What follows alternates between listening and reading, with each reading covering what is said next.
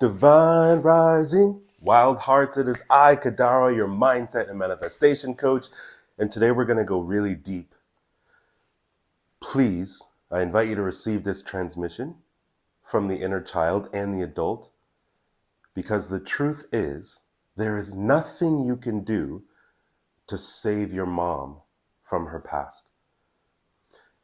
The mother wound plays such a large role in manifesting or not being able to call in what it is you desire, because there's a part of many of us deep down inside where we have learned to sacrifice, suppress, and hide our emotions just to be strong enough for our mom.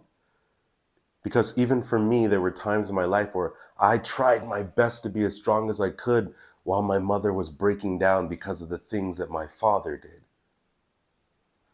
And I desire for you all to understand on a much deeper level that you don't need to take accountability and responsibility for how your mother treated you as a child. If your mother was abused, if your mother has traumatic experiences, you taking on those burdens and saying, I'm the one that has to break the pattern so my mother no longer has to suffer, is something that will hold you down in so many areas of your life. You get to release that burden. What you get to do is you do get to break patterns, but you get to break patterns for something so much bigger than your mother. You get to break patterns for yourself so that you don't pass it on to your children, so that you don't pass it on to the people you meet. And in doing so and focusing on the self and mastering your mind, you are then able to break the patterns, because your mother, whom you were in her womb, will feel that shift and change. And some of you may think, I've had these conversations with my mom, I've recommended coaching, I've recommended church, spirituality, and so on. Yes, the recommendations exist. You can tell your mother whatever you want, but that doesn't mean it's always going to land. The deepest connection you will ever have to your mom is from the womb space. And the womb space is creation and a form of destruction. That is what the divine feminine is. It destroys and removes anything that no longer serves you. And if you start to remove the things that don't serve you, if you start to remove these limiting beliefs, because if your mother had a financial lack mindset or a love lack mindset, then you may carry that same thing. And as you break through that financial lack mindset, that connection can allow your mom to be like, wow, my daughter's thriving, or my son is thriving, or my child is thriving. How? I wasn't able to do that. How? And they may not ask you, but they get to witness it. They get to see it in action versus just being told it. I desire for you to truly let this part land as well. That you are worthy, and you've been worthy since your moment of conscious creation. The moment you entered this world, you have been worthy. Because a huge part of the mother wound and not being able to manifest a specific person, or not being able to manifest a specific job or a community or whatever it is you're calling in, is worthiness. And for a lot of us, our worthiness was based on the fact that when we did good, quote, our mothers would give us more love. And it's like, you're doing great. I love you when you do these things that I love, because I believe these things are, quote, right. And on the other end, when you did, quotation, wrong, our mothers pulled love away. You're drawing on paper, that's stupid. Which translates to, my mother never let me do that, or my father never let me do that, so I'm going to tell you it's stupid. I'm going to tell you that dancing is stupid, that doing all these things that bring your inner child joy are stupid. There's so many things that I suppressed and hid that I loved doing as a child, which was dancing and drawing and creating, because my mother said these things wouldn't bring me money, which I'm sure her parents told her the same. And I am only breaking that pattern in the last few years, where I'm like, no, this is something that brings my soul and my spirit joy. So in healing that aspect of my mother wound, of me doing the things I love doing, I have actually witnessed my mother start to do the things my mother told me not to do.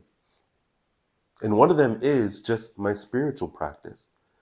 I've always practiced things in meditation and mindfulness and believed in spirits and energy and so many things. And my mother was very strict with religion, Baptist and so on. And it's nothing to say that a Baptist mother isn't a great mother. It's just that my mother suppressed the gifts that I naturally had, and then I had to go about them on my own. And here we are 20 years later, and I got to meet my mom again after years last year, and we talked about spirituality and people being possessed and people healing and Yeshua and Mary Magdalene and these different religions and spiritual practices and different beliefs. I healed my mother wound by just doing the things that resonated with me. I let go of the responsibility and the accountability. Accountability is accounting. It's our ability to account for the things that have happened in our life. I am not taking accountability for the things that have happened in my mother's life. I'm taking accountability for the things that I've actually done and not based on what someone else believes is right and wrong. I'm trusting my gut, which was the first thing that formed when I was born. And I'm trusting my heart, and I'm trusting my intuition, which is my divine connection. And responsibility is how I respond to it. I'm responding to it by taking aligned, committed action, as my mentor Preston would say. I have an intention for what I desire to bring into the world, what my legacy is, what I desire to witness in others. The impact that I have is someone is going to watch this video or listen to this podcast and be like, oh my goodness, that's me. He's speaking about me. He is talking about me. That's my legacy, that someone goes, aha, that landed. Even if it's only one person. If one person watches this and goes, aha, that's me. You know what? I'm going to take aligned, committed action. I'm going to just start doing the thing, even though my mother or father didn't like it. That is legacy. Legacy is the impact you leave. I am a leader, and leaders build leaders. I'm here to build leaders, not followers. I desire for you all to share and to lead and to guide others. And again, as you shift that mother wound, whether it's in a box or a circle or a sphere, or it's a string, a thread, as it shifts and becomes a coil or a more diverse, beautiful box, or even if you are outside of the box, because that box mindset I feel is conditioned by society, know that your legacy and your destiny and your future for you and your children and everyone you impact will be so fucking magical, because today could be the day that you chose, I'm going to take and go 1% more than I normally would. 1%. That's all I ever ask of myself is, Kadar, what can I do 1% more of today that will bring me closer to my goal? And my goal is healing and self-mastery and being of service. So 1% more is to make another video, Kadara. Make another video that you can turn into a podcast and then share it online. And I can make another one tomorrow, and I can connect with someone that comments and so on and so forth. So I'm going to leave you with that, and I will be back tomorrow. And I'm wishing you all a blessed day. I know that this isn't a space to like blame my mom. I'm not going to blame or shame or guilt my mom, because I also know that my mom went through some stuff. Like, please know that our mothers went through some stuff. Just being a woman alone in society is a huge thing. And as a male, I can't say I fully can grasp it because I haven't had that experience, but I got to see it. I got to see what my mom went through. As a light-skinned African-American woman in the world, single mother. And I have empathy and sympathy and compassion for my mom. So I will not guilt or shame my mom. I love my mother. And that's something I wouldn't have been able to say like 10 years ago. I can say it now. I love my mother. So if there is one more thing I'm going to leave you with, it's if your ego and your stubbornness is preventing you from rebuilding that connection with your mother or father, whoever it may be, just think, if they died tomorrow, how would you feel?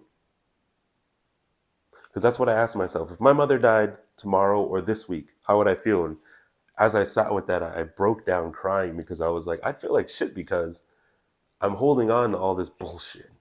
These bullshit reasons of why my mom needs to apologize and I won't forgive her and tell. And it's like, no, I can let go of this shit and just learn from it. And I did. I let go and I learned from it. And our connection is like fucking strong now. Don't be that person. Don't be that person. I'm telling you, I know a lot of people right now that don't have that opportunity to physically connect with their parents. And I'm not saying you have to. And if you have the opportunity to connect with your mother and to let go of some bullshit, to just be the person that's like, you know what? My mother doesn't listen to the things that I'm saying, and I get it, and I've set the boundary, and I still desire a connection. So once a month, I'll just send her a text message and be like, I love you. That is 1%. Just once a month, be like, hey, mom, I just want you to know, even though we disagree on what we put into our bodies over the last couple of years, I still love you. Hey, mother, even though I know you want grandchildren badly and these things like that, I want to thank you for respecting my choices. I just want to tell you that I love you. Or just a text message, hey, mom, just wanted you to know I'm thinking about you right now and I love you. That's it. 1%. And let's get it, let's go. Oh.